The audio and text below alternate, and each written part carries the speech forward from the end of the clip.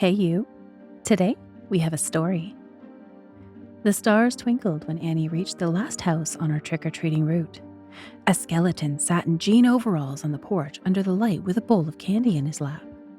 A shiver ruffled her feathers, but she, determined to be brave, pulled the tall collar of her cape more securely around her and made a decisive step towards the porch. The skeleton turned its blind face to watch her approach. A frightened and shaky peep erupted from her, but her steps did not falter. "Tonight, I am Count Anniepants, and a count cannot be afraid," she thought to herself. With steady steps, she climbed the stairs to the skeleton. "Trick or treat," she said quietly, and took a treat from the bowl. A mint chocolate, her favorite.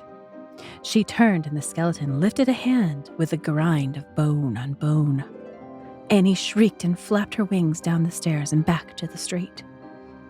Feet still shaking, she proudly carried her pumpkin candy bowl and thought of how many candies she could eat before bedtime. Mother would be displeased if she ate them all, but she would try. Clouds moved over the moon and stars, and everything got very dark. "I am Count Anniepants, and a count cannot be afraid," she thought to herself, walking the last few feet to her home. She opened the familiar door to be greeted with "Welcome home!"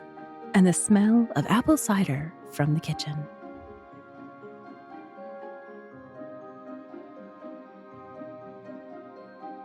Thanks so much for watching. I love you all. Take care, and I'll see you soon.